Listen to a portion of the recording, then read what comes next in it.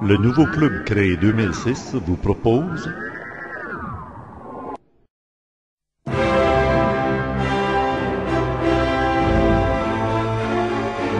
Supramental avec Bernard de Montréal.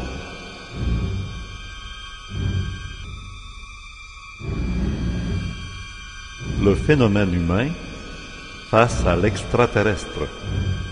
Voici la première partie de 2. Alors, quand on parle des extraterrestres, à quelqu'un qui a autre chose à développer que la soucoupe en tôle, ça signifie quoi? L'extraterrestre, ou la conscience extraterrestre, pour moi, indique qu'il y a dans le cosmos matériel et aussi dans le cosmos éthérique, dans le cosmos invisible, des dimensions spatiales et des plans d'énergie qui permettent à l'intelligence, enveloppée dans une matière solide, ou une intelligence totalement fluidique, de se déplacer dans le temps ou d'entretenir dans son évolution avec les hommes qui poursuivent une évolution parallèle ou avec des hommes qui poursuivent une autre évolution comme nous sur la Terre, un échange d'informations scientifiques qui est totalement libre de ce que l'on connaît sur notre planète comme l'émotionnalité. Ce qui permet aux extraterrestres ou à ces intelligences avancées de comprendre, de savoir et de poursuivre des activités scientifiques qui dépassent les limites de notre entendement, c'est dû au fait que leur intelligence n'est pas limitée par leurs émotions. Alors, ces êtres-là sont naturellement, de par la naissance, enclins à poursuivre toutes les activités possibles et imaginables selon les lois d'énergie qui dirigent l'évolution de leur intelligence. Et les lois d'énergie, les forces qui dirigent l'évolution de leur intelligence ne sont pas extraterrestres. Dans le cosmos, il y a les extraterrestres qui évoluent sur le plan matériel, comme les hommes. Il y a les extraterrestres qui ont le pouvoir de pénétrer dans des dimensions d'énergie qui, à l'homme, à l'œil de l'homme, les rendent invisibles, parce que c'est un phénomène de lumière. Et il y a au-dessus de tous les êtres en évolution, que ce soit les terrestres ou les extraterrestres, une dimension d'énergie qui est infinie, qui est absolue, qui dirige l'évolution, non pas à l'intérieur d'un principe d'organisation dirigée, mais à l'intérieur d'un principe d'une puissance créative, que l'homme sur la Terre peut appeler la hiérarchie, que l'homme sur la Terre peut appeler les forces divines, mais qui, pour les extraterrestres, a une autre signification. Alors, les extraterrestres, le génie extraterrestre, la science extraterrestre, l'intelligence extraterrestre, le supramental extraterrestre, la puissance mentale extraterrestre, le pouvoir de commandement de l'extraterrestre sur la matière provient du fait qu'ils sont en harmonie vibratoire avec cette énergie absolue. Mais l'homme n'est pas en harmonie vibratoire avec cette énergie absolue, et c'est pourquoi l'homme ne peut pas comprendre le phénomène extraterrestre. Est-ce que cette énergie absolue, c'est ce qu'on appelle Dieu? Ce que l'homme sur la Terre appelle Dieu fait partie de cette énergie absolue. Mais le concept de Dieu de l'homme, c'est un concept humain. C'est un concept qui est fondé dans une émotivité. C'est un concept qui est fondé dans une subjectivité. Ce n'est pas une réalité qui est puisée de par le mental supérieur de l'homme. Alors, il y a une différence entre un Dieu ou une source créative qui est puisée directement par le mental supérieur d'un être en évolution et d'un Dieu ou d'une force créative qui est imposée sur le mental inférieur de l'homme pour son évolution spirituelle ou son évolution philosophique ou son évolution religieuse. Le Dieu de l'homme, c'est un Dieu qui est imposé à l'homme, soit par des extraterrestres ou soit par des forces supérieures, mais ce n'est pas un Dieu qui est compris et connu de l'homme. Tandis que pour les extraterrestres, le phénomène de Dieu n'existe pas. Le phénomène de Dieu pour les extraterrestres n'existe pas parce que l'extraterrestre ne fonctionne pas au niveau de son mental, dans une conscience subjective dominée par une relation absolue entre lui et l'énergie d'où provient l'intelligence. L'extraterrestre est en fusion organique, biologique, mentale, avec l'intelligence créative qui pulse dans le cosmos à toutes les échelles de l'évolution. Et la fonction de l'extraterrestre est une fonction biologique ou éthérique évolutive, comme l'homme a une fonction biologique, mais comme l'homme n'a pas encore une fonction éthérique évolutive. L'homme comprendra les extraterrestres lorsque l'homme aura développé la fonction éthérique évolutive, c'est-à-dire que lorsque l'homme aura été capable de se séparer de son enveloppe matérielle pour engendrer en lui l'énergie nécessaire lui permettant de pénétrer dans les différentes dimensions de temps et passer à travers les différentes couches d'énergie, lui permettant ainsi de découvrir l'univers absolu, parce que l'univers est absolu. Qu'est-ce que vous voulez dire à ce moment-là? C'est au moment où l'homme sera capable de se détacher de sa carcasse, de son corps, par le voyage astral, dirons? Non. Le voyage astral, c'est un voyage qui est très limité. C'est un déplacement dans l'espace astral qui est très limité. Et c'est un déplacement qui est sujet à énormément d'erreurs parce que l'astral, la conscience astrale de l'homme, c'est une conscience qui est liée à la mémoire de l'homme, c'est une conscience qui est entachée par la conscience animale de l'homme, c'est une conscience qui n'est pas pure. Et en plus de ça, le corps astral est limité dans son déplacement parce qu'il y a entre l'homme et ce corps astral un lien, un cordon qui le lie au corps matériel par le plexus solaire. Tandis que l'homme doit un jour se servir d'un autre corps que j'appelle, pour des raisons purement sémantiques, le corps éthérique, un corps qui n'a aucun lien avec le corps matériel, qui est lié à ce corps simplement par vibration et qui peut, sous le contrôle de l'esprit de l'homme, se séparer du corps matériel et se déplacer dans le temps, à l'infinité, où veut l'homme. Et c'est à ce moment-là que l'homme aura le pouvoir de rencontrer les extraterrestres sur le plan vibratoire de leur évolution. Si un extraterrestre part d'une galaxie et vient sur la planète Terre, l'homme rencontre l'extraterrestre sur le plan biologique matériel de son évolution. Mais si l'homme rencontre l'extraterrestre sur le plan éthérique vibratoire de son évolution, à ce moment-là, l'extraterrestre et l'homme sont la même chose. Il n'y a plus de différence entre l'extraterrestre et l'homme, parce qu'à ce moment-là, l'homme a perdu la qualité planétaire de sa personnalité, et les deux êtres en évolution se rencontrent dans une forme énergétique qui est directement liée à l'énergie universelle de ces deux êtres-là, qui est l'âme. Le corps éthérique et l'âme, est-ce que c'est à peu près... Le corps éthérique, c'est l'enveloppe de l'âme.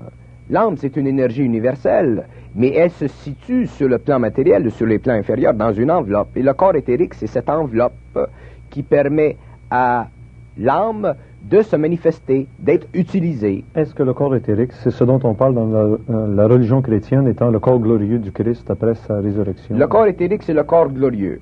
C'est ça, exactement. Et la résurrection des corps à la fin des temps, après, disons, une guerre nucléaire ou tout ça. Est-ce que, finalement, ce sera cette humanité qui sera capable de subsister grâce au corps éthérique? Oui.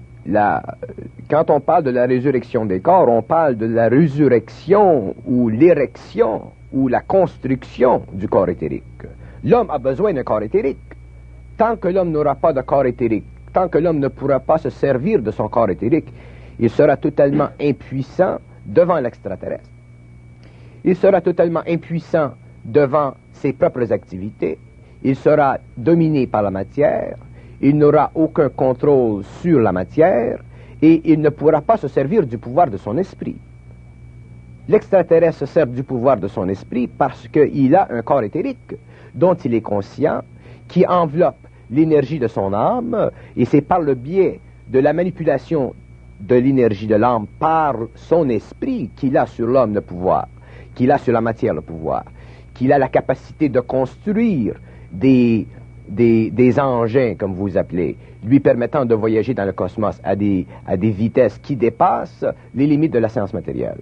Mais l'homme doit découvrir en lui ses propres pouvoirs, parce que l'homme a aussi des pouvoirs. L'homme a une âme. Tous les êtres qui ont une âme ont le pouvoir de l'énergie de l'âme. Et tous les êtres qui sont en évolution ont un corps éthérique. Alors l'homme doit découvrir son corps éthérique s'il veut comprendre un jour et travailler un jour avec les extraterrestres. Un homme ne peut pas travailler avec les extraterrestres s'il n'est pas sur le même pied d'égalité vibratoire avec eux. Ce serait pour cette raison que les extraterrestres n'entretiennent pas des relations ouvertes avec l'humanité. Ils ne peuvent pas parce que l'homme, à cause de son émotivité, de son sentiment, de sa subjectivité, de son animalité, si vous voulez, est incapable de soutenir la vibration de ce contact avec ces êtres-là. Alors, automatiquement, non pas parce qu'ils veulent dominer l'homme, dans la majorité des cas, mais parce que le rapport vibratoire étant tellement grand, tellement vaste, l'homme subirait l'influence extraterrestre. Et c'est ça le danger de l'humanité. Le danger de l'humanité, c'est que, parce que les extraterrestres doivent venir, il n'y a plus de recul dans ce mouvement. D'ailleurs, le mouvement a déjà été fait, il a été entamé ici et là, un peu partout. Mais vient un moment dans l'évolution de l'homme, et les hommes les plus sensibles, les voyants, ont déjà pressenti cette venue éventuelle, ce contact éventuel avec des êtres venant d'ailleurs. Et lorsque ce contact se fera, l'homme sera pris dans une situation irréductible, c'est-à-dire qu'il soit totalement abruti par la domination vibratoire de ses intelligences, ou qu'il soit sur un plan d'énergie vibratoire supramentale, lui permettant de communiquer avec ses intelligences, de connaître leur psychologie, de connaître le pourquoi de leur incursion sur la planète, de comprendre la raison pourquoi ils viennent, de comprendre les liens qui sont établis entre eux, entre l'homme et eux, de comprendre leurs droits, de comprendre leur absence de droits, de comprendre, de savoir si ces êtres-là ont le droit d'aimer en tant que civilisation ou s'ils n'ont pas le droit d'aimer, de comprendre s'ils doivent aider l'homme dans tel domaine ou non. Autrement dit, l'homme doit être maître de sa planète. Et l'homme ne peut pas être maître de sa planète s'il n'a pas développé et s'il n'a pas accès à sa conscience éthérique, à son corps éthérique. Comment? C'est là la grande question fondamentale de la fin du cycle. L'homme ne peut pas construire son corps éthérique par lui-même. Mais vient un temps dans l'évolution biologique et éthérique de la planète ou de n'importe quel globe, vient un temps où les forces que l'homme appelle les forces de la lumière, les forces créatives, commencent à pénétrer et à descendre sur ces plans vibratoires où se situe l'homme. Et à ce moment-là, l'ego de l'homme inconscient, devient conscient de ses forces changent les vibrations des corps, développe la vibration du corps éthérique, prépare l'homme à cette transmutation pour qu'un jour, lorsque le temps vient où l'homme et l'extraterrestre se rencontrent, l'homme soit prêt à entrer en communication avec ses intelligences extérieures d'une façon universelle. L'homme doit être en contact avec les extraterrestres d'une façon universelle et non d'une façon planétaire. Si l'homme est en contact avec les extraterrestres d'une façon planétaire, il est évident que l'homme fera des extraterrestres ou de la venue des extraterrestres une nouvelle religion.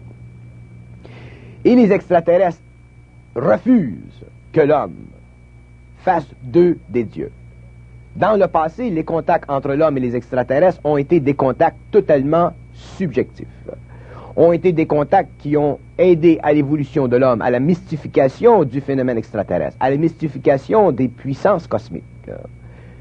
Et il y a eu des religions qui qui ont grandi, qui ont pris racine dans cette expérience personnelle.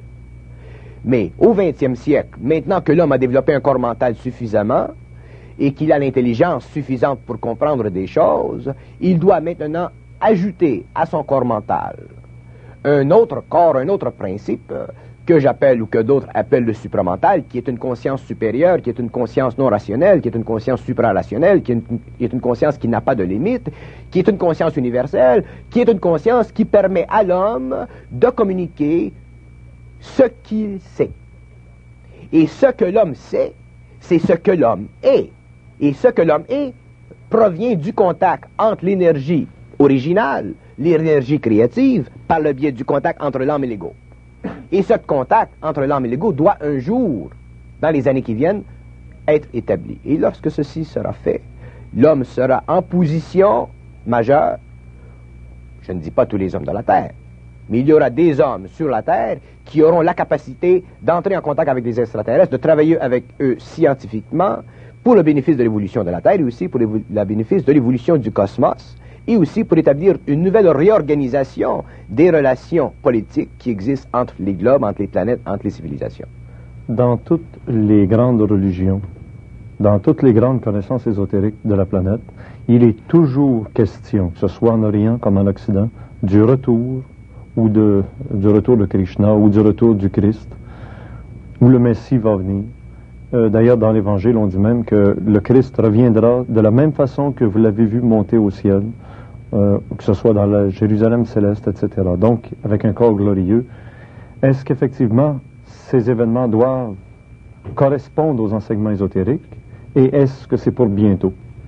Les événements correspondent aux enseignements ésotériques, mais les événements ne coïncident pas avec les enseignements ésotériques. Ils correspondent, mais ils ne coïncident pas. Parce que toute information ésotérique donnée à l'homme sert toujours pour l'évolution spirituelle de l'homme. Et les événements cosmiques coïncident et correspondent seulement lorsque l'homme n'a plus d'émotion. Lorsque l'émotion de l'homme a été transmutée en énergie mentale, lorsque le corps astral a été transmuté en énergie mentale, lorsque l'homme est supramental, à ce moment-là, ces informations-là correspondent et coïncident parce qu'à ce moment-là, l'individu sait. Les connaissances ésotériques sont pour la masse. Le savoir occulte est pour l'individu, jamais pour la masse. On dirait que, lorsque vous nous parlez, il semble que la spiritualité qui a toujours été pour les hommes, le plus haut degré d'évolution, lorsqu'on est dans la spiritualité, on atteint là, le 7e ciel. Ça semble pas être le point final. Non. Parce qu'il y a moyen la d'aller spiritualité a été l'idéal évolutif, émotif et mental de l'homme pendant la période où l'homme devait spiritualiser son corps, où l'homme devait atteindre un certain niveau de civilisation. Il y a un lien direct entre la spiritualité et la civilisation. Lorsque la civilisation devient nécessaire, la spiritualité augmente pour empêcher que la civilisation se détruise, parce que l'homme a en lui des forces négatives et positives qui souvent se combattent et éventuellement amènent à la destruction de la civilisation. Alors la spiritualité, qui est une forme de psychologie cosmique imposée sur l'homme pour le contrôle temporaire de son évolution astrale, et aussi pour l'ajustement psychologique de son mental inférieur, afin que plus tard, il puisse suffisamment dépasser ces formes d'information dirigeantes, ces guides, pour entrer lui-même dans sa propre psychologie, pour entrer lui-même dans sa propre infinité, pour entrer lui-même dans l'intelligence réelle de l'organisation mondiale ou intermondiale des plans. L'homme ne peut pas toujours se laisser imposer des autres plans, des directives d'évolution. À un certain moment, l'homme doit prendre en main sa propre évolution et en connaître tous les aspects, en connaître les limites et en réaliser les conséquences sur une échelle de 2, 3 ou 4 000 ans. Mais l'homme ne peut pas faire ça tant qu'il pense. Alors, l'homme doit à un certain moment entrer dans la conscience du supramental, cesser de penser et entrer dans la vibration de cette énergie originale qui lui sert de source de connaissances, qui peut être codifié au niveau du mental, qui peut être codifié au niveau des mots, au niveau de la sémantique, mais qui demeure quand même un universel, un absolu, et qui sert à l'évolution, et qui permet à l'homme de comprendre tous les aspects de son évolution et tous les aspects de l'évolution des autres êtres qui sont en évolution. L'homme doit un jour en arriver à se comprendre totalement lui-même au niveau de sa planète, au niveau de ses races, et aussi comprendre l'évolution et les motifs d'évolution et les lois d'évolution des autres planètes. L'homme doit tout savoir. Oui, mais là, il y a un problème. Il y a quasiment une antithèse dans vos paroles parce que, à part des gens qui vous suivent dans les conférences, vous venez de dire l'homme doit cesser de penser. Mais s'il entre en relation avec son environnement, c'est grâce à son cerveau, grâce à la pensée rationnelle. Oui, mais la pensée rationnelle, la pensée humaine, la pensée subjective, l'activité du corps mental inférieur, c'est une activité qui a servi jusqu'ici. Mais dans l'avenir, l'homme ne pensera plus. Mais comment entrera-t-il en relation efficace avec l'environnement?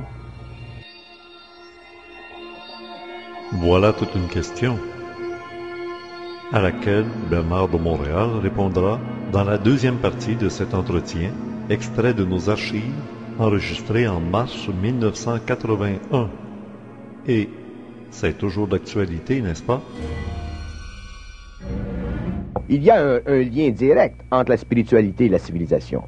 Lorsque la civilisation devient nécessaire, la spiritualité augmente pour empêcher que la civilisation se détruise, parce que l'homme a en lui des forces négatives et positives qui souvent se combattent et éventuellement amènent à la destruction de la civilisation. Alors la spiritualité, qui est une forme de psychologie cosmique imposée sur l'homme pour le contrôle temporaire de son évolution astrale, et aussi pour l'ajustement psychologique de son mental inférieur, afin que plus tard, il puisse suffisamment dépasser ces formes d'information dirigeantes, ces guides, pour entrer lui-même dans sa propre psychologie, pour entrer lui-même dans sa propre infinité, pour entrer lui-même dans l'intelligence réelle de l'organisation mondiale ou intermondiale des plans.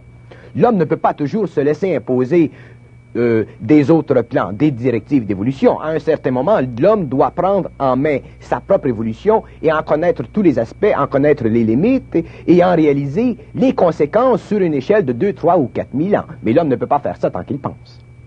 Alors, l'homme doit à un certain moment entrer dans la conscience du supramental, cesser de penser et entrer dans la vibration de cette énergie originale qui lui sert de source de connaissances, qui peut être codifié au niveau du mental, qui peut être codifié au niveau des mots, au niveau de la sémantique, mais qui demeure quand même un universel, un absolu, et qui sert à l'évolution, et qui permet à l'homme de comprendre tous les aspects de son évolution et tous les aspects de l'évolution des autres êtres qui sont en évolution.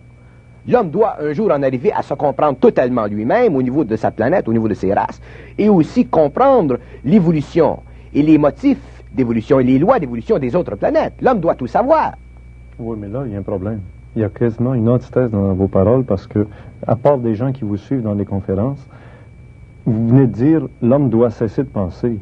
Mais s'il entre en relation avec son environnement, c'est grâce à son cerveau, grâce à la pensée rationnelle. Oui, mais la pensée rationnelle, la pensée humaine, la pensée subjective, l'activité du corps mental inférieur, c'est une activité qui a servi jusqu'ici. Mais dans l'avenir, l'homme ne pensera plus. Mais comment entrera-t-il en relation efficace avec l'environnement? Il entrera en relation efficace avec l'environnement parce qu'il comprendra instantanément les lois de l'environnement. L'homme n'aura plus de recherche à faire pour comprendre l'environnement. C'est beaucoup trop long, ça. L'homme doit comprendre instantanément ce qui se passe autour de lui. Et l'homme doit complètement se transformer. C'est une transformation, c'est une transmutation, et c'est ce qui est déjà commencé sur la planète Terre. L'homme doit se transmuter, mais ce n'est pas par l'homme que se fait là la transmutation. La transmutation part d'en haut et elle descend vers l'homme, et lorsque les champs d'énergie sont suffisamment puissants, les corps de l'homme, le corps mental, le corps astral, le corps éthérique, le corps physique de l'homme, se transmutent lentement, mais le corps mental est le premier à changer. Mais comment se manifeste déjà là, cette transformation? Vous dites c'est déjà commencé, ça vient d'en haut. Comment ça se manifeste? Elle se manifeste de différentes façons chez différents individus, mais le principe universel de cette transmutation se reflète dans le fait que les hommes qui sont affectés par ces énergies commencent petit à petit à perdre la mémoire et commencent petit à petit à perdre la faculté de penser. C'est un des symptômes. On appelle ça, nous, la décadence de la civilisation. On appelle ça la décadence de la civilisation parce qu'on associe à la civilisation ou au bien-être de la civilisation les instruments qui lui ont bien servi. Mais sur le plan de l'autre civilisation qui vient, sur le plan de la civilisation éthérique, sur le plan du contact entre la matière et l'invisible, l'homme n'a plus besoin des mêmes instruments. Il est évident que lorsque vous changez les conditions d'un problème, le problème n'est plus le même. Et pourtant, la nature humaine demeure la même. La nature humaine change constamment puisque les corps changent. Oui, mais les lois physiques ne changent pas. Les lois physiques sont toujours sujets à l'entendement de l'esprit de l'homme. Vous changez l'esprit de l'homme, vous changez la vibration des corps de l'homme, automatiquement les lois physiques auxquelles l'homme a été assujetti pendant X temps changent. La preuve, c'est qu'un homme qui se sert de son esprit d'une façon volontaire peut facilement neutraliser les lois de la gravité. Alors, si un homme peut, par son mental... des phénomènes un peu comme ceux de Uri Geller je ne parle pas nécessairement de Uri Geller. Uri Geller fait probablement un travail dans cette direction, au niveau de son expérience. Mais je dis que vous changez les conditions de la vibration du corps mental de l'homme, vous changez les conditions des relations psychologiques entre l'homme et la matière, et vous changez automatiquement, si vous le voulez, le pouvoir de la matière sur l'homme. Vous changez automatiquement les lois de la matière, qui sont stables.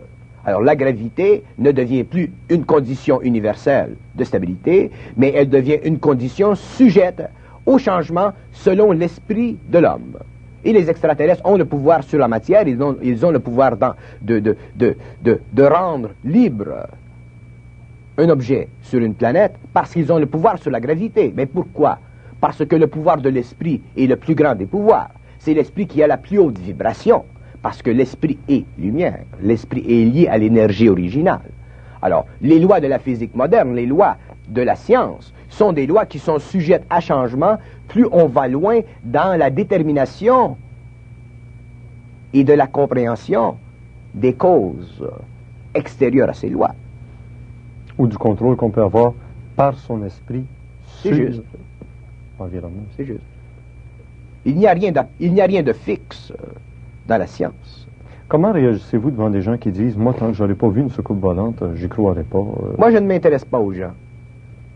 Je me foute des gens complètement. Parce que les gens sont des gens. Et vous ne pouvez pas amener le cheval à la rivière s'il ne veut pas boire.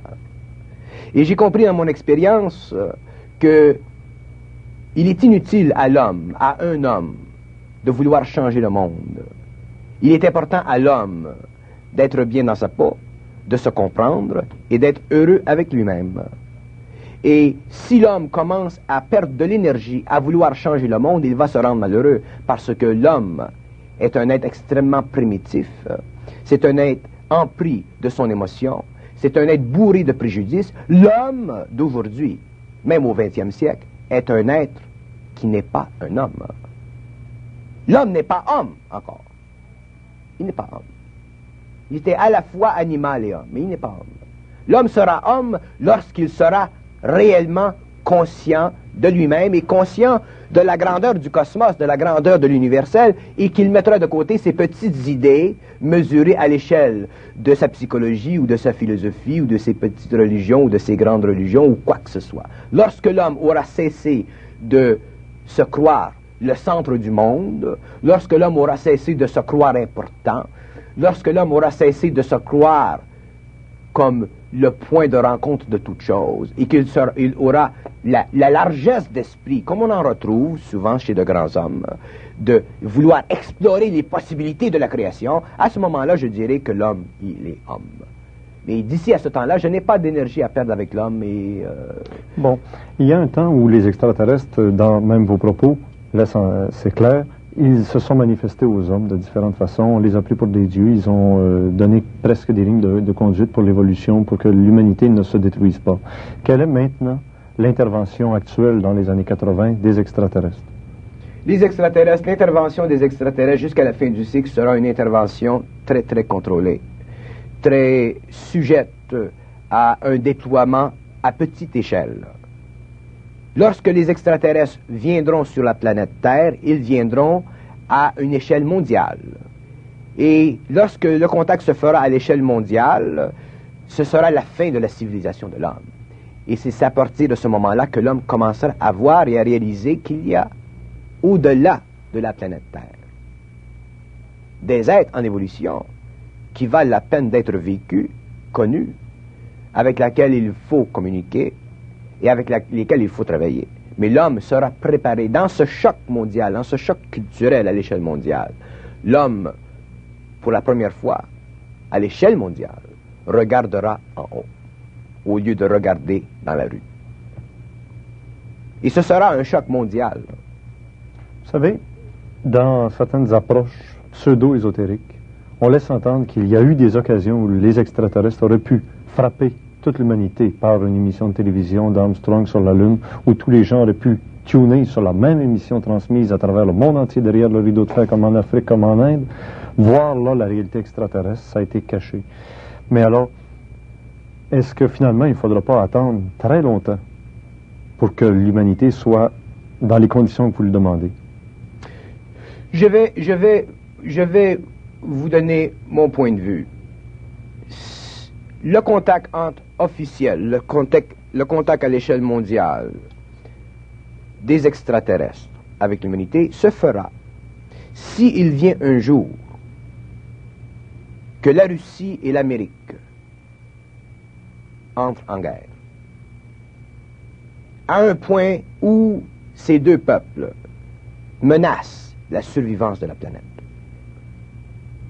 Lorsque la Russie et les États-Unis seront devenus belliqueux à un point où ils menaceront la civilisation, où ils menaceront l'homme, même pas la civilisation, parce que l'homme recréera une civilisation, mais menacera l'homme à une échelle planétaire, c'est à ce moment-là que les extraterrestres feront intervention, parce que c'est à ce moment-là qu'ils auront le droit d'intervention. Les extraterrestres n'ont pas le droit d'interférer dans l'évolution d'une race.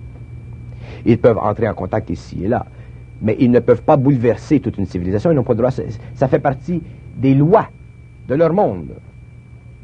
Mais si l'homme en arrive à un point où il peut se détruire, à ce moment-là, ils auront le feu vert et ils entreront en contact avec l'humanité et ils passeront des plans invisibles au plan matériel, se matérialiseront, seront visibles à l'homme, et c'est à ce moment-là que se fera le choc culturel et c'est à ce moment-là que la civilisation humaine sera totalement anéantie.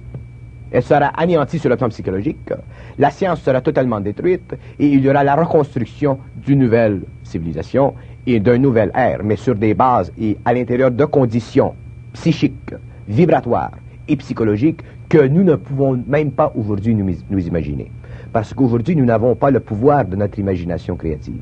Nous ne pouvons pas voir dans l'invisible. Nous ne pouvons pas sortir de notre corps. Nous n'avons pas le pouvoir de nous servir de notre corps éthérique. Alors, nous sommes totalement incapables de même projeter d'une façon réelle ce que l'homme pourra, après ce contact, après ce choc mondial, ce choc culturel, faire au niveau de son évolution. Vous nous avez dit dans l'entrevue que par le corps éthérique, on joue dans le temps. Les extraterrestres ont un corps éthérique très développé qu'ils contrôlent, jouent dans le temps. Savent-ils que c'est finalement inévitablement ce qui doit se produire? C'est-à-dire cet affrontement entre les deux grandes civilisations? Là? Les extraterrestres savent exactement ce qui se passe sur la planète. Et tous les événements de la planète s'enregistrent. Les extraterrestres se maintiennent dans l'invisibilité de l'éther et ils enregistrent tout ce qu'ils ont de besoin. Vous savez que sur la planète Terre, l'homme a des cerveaux électroniques. Les extraterrestres ont aussi des cerveaux, mais ce ne sont pas des cerveaux électroniques. Ils ne fonctionnent pas, leur science ne fonctionne pas sur le même principe. La science extraterrestre, elle est fondée sur le principe de l'organisation intelligente de la lumière, sur le plan de l'éthérique. Alors, si un extraterrestre ou une civilisation quelconque veut savoir ce qui se passe aux États-Unis dans le domaine de l'armement, si elle veut savoir ce qui se passe en Russie dans le domaine de l'armement, il se situe dans l'éthérique. Et tous les événements qui se passent dans la matière sont enregistrés par le biais de l'éthérique et entrent dans leur cerveau. L'éther est la mémoire. L'éther est un plan d'énergie qui absorbe tous les événements matériels.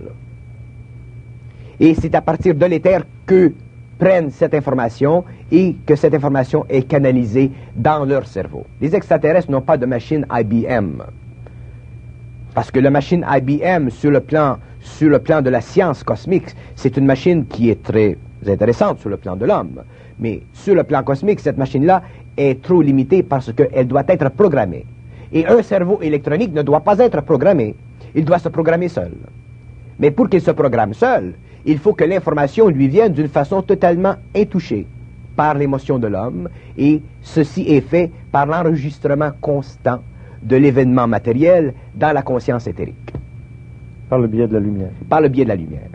Maintenant, on sait qu'en 1952, il y a eu ce qu'on a appelé, nous, le carrousel de Washington. En juillet 52, à l'époque d'Eisenhower, président des États-Unis, ils ont vu là, pendant plusieurs nuits de suite, des dizaines et des dizaines de soucoupes volantes. Et ça, c'est vérifiable, et c'est à la portée de tous, d'ailleurs. Donc, des autorités politiques, économiques, militaires savent que ça existe. Y a-t-il une complicité du silence et y a-t-il une complicité de la connaissance souterraine, underground, avec l'évolution, les événements? Je pense à Camp David pour éviter qu'Israël entreprenne une guerre avec l'Égypte, où ça aurait été finalement, derrière ça, la Russie et les États-Unis.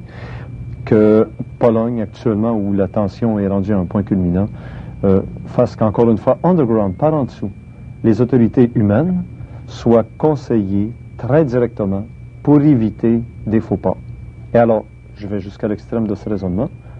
Se pourrait-il que ces autorités-là se fassent guider suffisamment pour éviter les faux pas ou même provoquer certains faux pas, comme à l'époque avec Adolf Hitler qui a eu un grand faux pas qui a amené l'humanité sur le bord d'un abîme.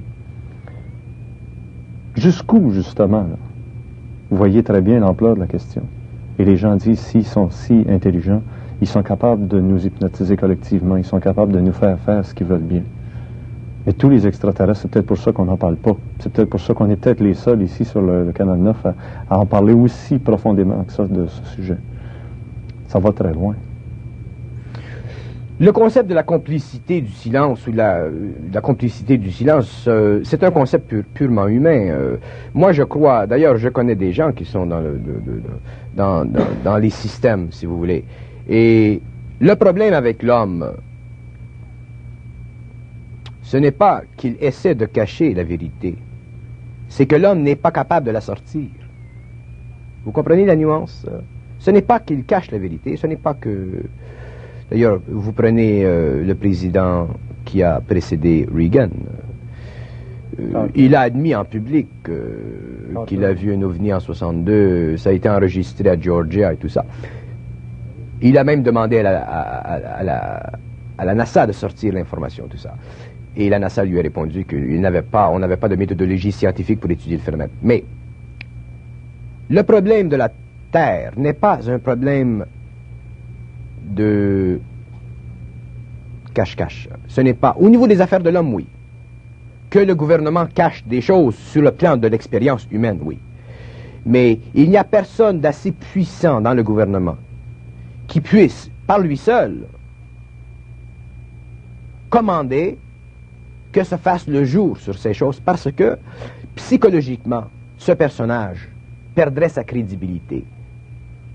Alors, ce n'est pas le président d'un peuple ou le premier ministre d'un peuple ou l'attaché militaire d'une nation qui est responsable, ipso facto, de cette complicité du silence. Ce sont les hommes. C'est l'humanité entière qui est complice du silence. Et la preuve, c'est que vous allez dans la rue et que vous parlez des extraterrestres aux gens, on vous rit à la face. Alors, vous vous imaginez que le politicien est très conscient de ça, surtout ces gens-là. Alors, ce sont les hommes qui sont complices du silence. Qu'on cesse de rendre les politiciens ou les organismes internationaux responsables de la complicité du silence vis-à-vis des ovnis et qu'on commence à éduquer les masses. Et comme vous faites. Et lorsque les masses seront éduquées, à ce moment-là, automatiquement, les gouvernements suivront. Ce ne sera jamais l'opposé.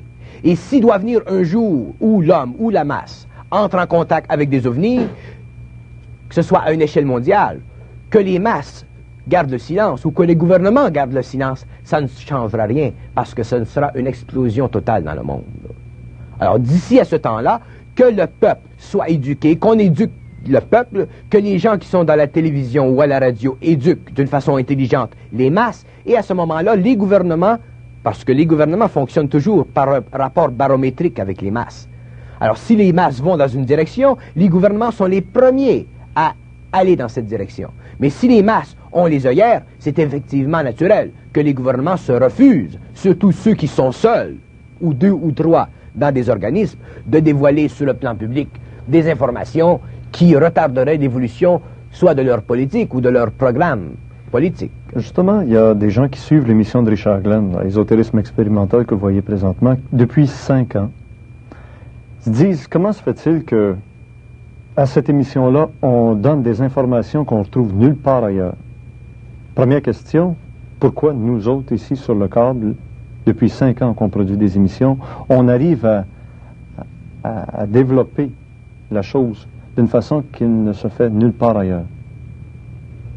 Alors pourquoi, ici au Québec, va-t-on si loin dans l'information? Parce que je peux vous dire qu'il y a des gens qui suivent l'émission depuis 5 ans et ils me disent, pourquoi on n'envoie pas de soucoupe volante? On est prêt, on en a entendu parler, tu nous en as montré des photographies, etc., etc. On est prêt. Vous savez qu'une nation, c'est comme un homme. Une nation a une personnalité. Il y a des hommes qui sont amenables à certaines découvertes, qui sont amenables à pointer certaines vérités. Il y a des hommes qui sont fermés à ça. Alors, dans la province de Québec, c'est une province qui procède à la fois du génie technique des Américains et de la philosophie de l'Europe. C'est un peuple qui est très bien situé entre le géant et la vieille dame, et qui n'est pas influencé, et qui ne cherche pas à être influencé, et qui repousse même l'influence rigide, fermée de l'anglo-saxon. Un peu comme autrefois, la Palestine était à mi-chemin entre le géant de Rome et l'ancien peuple de l'Égypte. Voilà.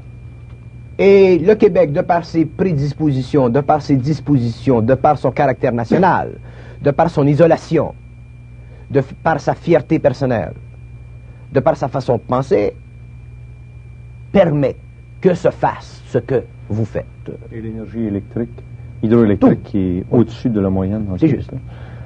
C'est une condition qui est là, et cette condition, elle est exploitée, et le génie de cette nation, qui devient de plus en plus reconnue, si vous voulez, doit se faire savoir, doit se faire valoir, parce que le Québec, c'est un petit gars de 18 ans. C'est un petit gars qui commence à aller à l'université. Et un petit gars qui commence à aller à l'université, c'est un petit gars qui commence à briser à rompre avec les anciennes frontières pour en découvrir de nouvelles. Alors, quand un peuple est isolé comme le Québec au niveau de la langue, quand un peuple est isolé comme le Québec au niveau de la puissance économique, quand il est isolé comme le Québec au niveau de la politique, il est obligé de se former des armes. Et son esprit devient vital, son esprit devient puissant petit à petit, et il est plus ouvert à certaines choses. Et c'est pour ça, probablement, que à Québec, il y a une diffusion de l'ésotérisme à une échelle qui ne se fait pas dans le monde, sur un plan aussi organisé. Il faut dire que ici au Québec, avec les moyens de communication, même comme le câble, où l'émission est revue 3 fois à tous les jours pendant 24 heures, et c'est une des raisons pour lesquelles on préfère rester ici que d'aller à Radio-Canada, où l'émission durerait peut-être une demi-heure, une fois par semaine, elle est répétée régulièrement. Vous savez que dans ce domaine, dans le domaine de l'OVNI, dans le domaine de l'ésotérisme, soit que les gens qui travaillent avec vous aient l'ouverture d'esprit, qu'on vous donne le temps, ou qu'ils ne travaillent pas avec vous. Parce que dans le domaine de la pensée créative, dans ce domaine, on ne peut plus se laisser imposer des cadres rigides qui plaisent à tel ou à tel organisme, pour des raisons de structuration psychologique du savoir qui doit pénétrer dans la masse. Soit que ça rentre dans la masse sans condition, ou qu'on aille dans une autre direction. Et c'est essentiel, parce que les temps viennent où les masses veulent savoir, et ils ont droit de savoir. Et vous ne pouvez pas parler de ces choses à l'intérieur de 10 minutes, ou de 15 minutes, ou d'une demi-heure. Il faut qu'il y ait du temps. Mais alors, la question, Bernard, c'est pourquoi ça vous est arrivé à vous? Pourquoi vous, et ici au Québec, encore une fois? Pourquoi moi? Il nous reste 1 minute seulement, oui. 1 minute, c'est Est-ce qu'il y en a d'autres comme vous dans le monde? J'espère. Parce que plus il y aura de gens qui comprendront, plus il y aura de gens qui seront dans le supramental, plus il y aura de gens qui pourront communiquer à l'homme ce qui doit être communiqué. Il faut que l'homme ait accès à de l'information qui soit libre du rationalisme, qui soit libre de cette limite humaine qui est la raison. Et ce n'est que par le supramental qu'on a accès à cette dimension de la pensée créative, de l'esprit, qui nous permet de comprendre des choses au-delà des sens.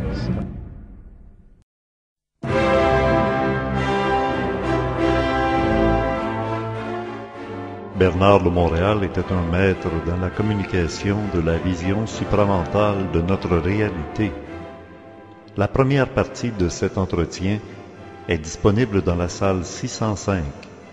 Beaucoup d'autres extraits de conférences et d'entretiens avec Bernard de Montréal s'ajouteront ici sur notre site d'ésotérisme expérimental et plus précisément à l'intérieur du club créé.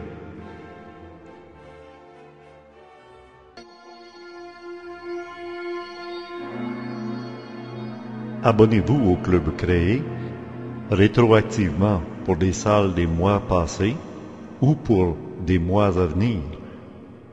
Les tarifs d'abonnement diminuent avec le nombre de mois.